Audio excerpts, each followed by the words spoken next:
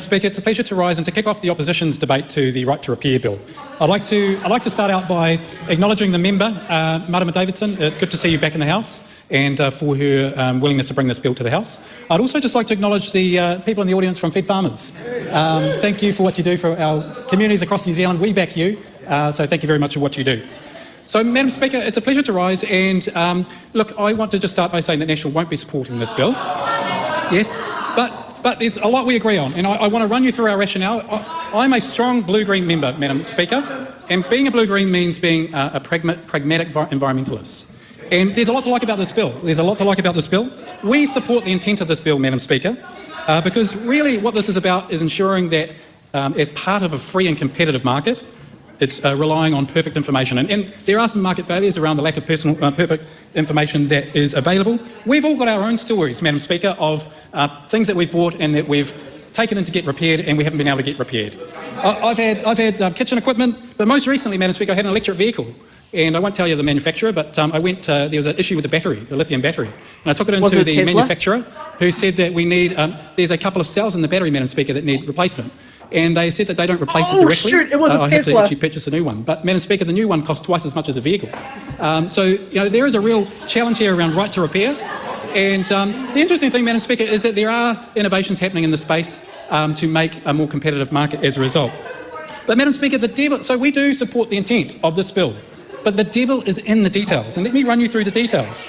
Firstly, it doesn't support all goods in New Zealand. Detail. You know, there are expensive goods, but not suitable for low-cost items. And the research backs this up. If you go and look at the research from Harvard Business Review that looks at the effects from actually right to repairs for low-cost items. And all it does, Madam Speaker, is manufacturers can reduce the price even more to flood the market. That actually has perverse incentives for both the environment but also for consumers, because consumers just end up buying stuff because they're cheaper rather than actually the right to repair. Okay, so Madam Speaker, it doesn't suit low-priced goods. But even high-priced goods, like the automotive situation I described, if you have a right to repair model for the high-priced items, what ends up happening is that manufacturers just price that into the value of the product.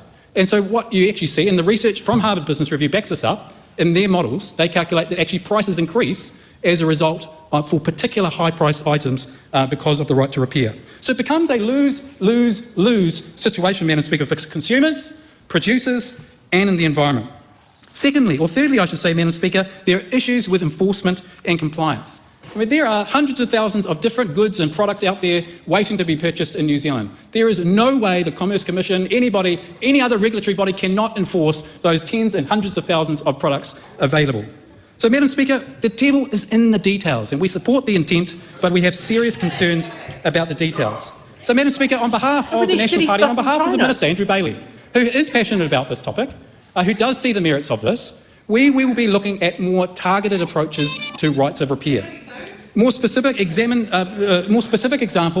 like the one that they've got in Australia, the right to repair that the Australian law had, and they just implemented in 2021, around sharing motor vehicle and service repair information.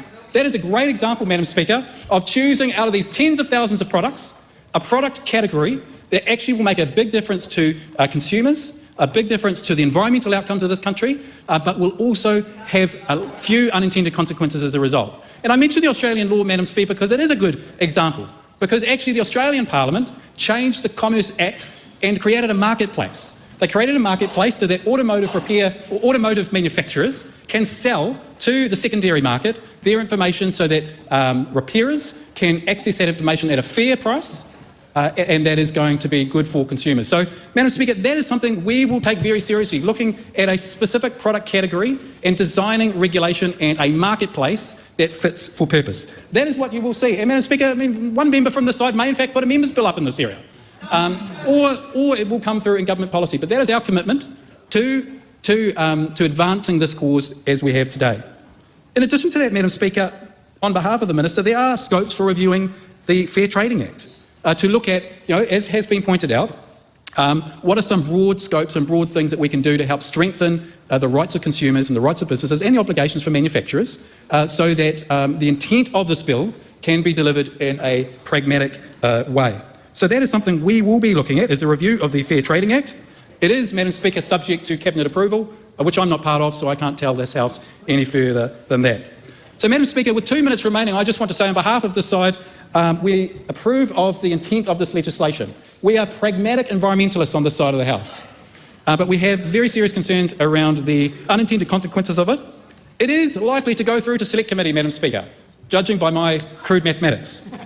So I would encourage any of those 4 people that are sitting at home tonight who may have an interest in this bill to submit, and we will endeavour to incorporate your feedback into our government programs and initiatives, whether it be the Fair Trading Act, whether it be a possible members bill, or whether it be government policy.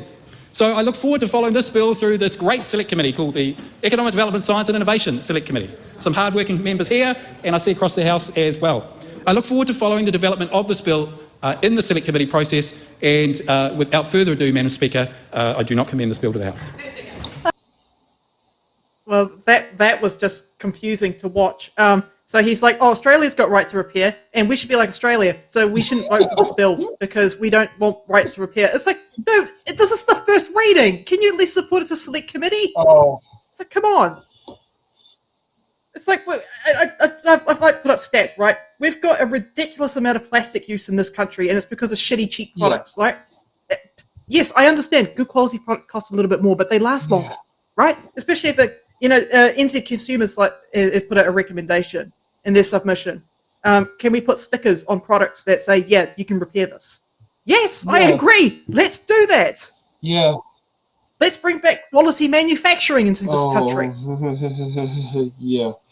I'm not sure if that will happen, but yes, that will be so nice. Okay.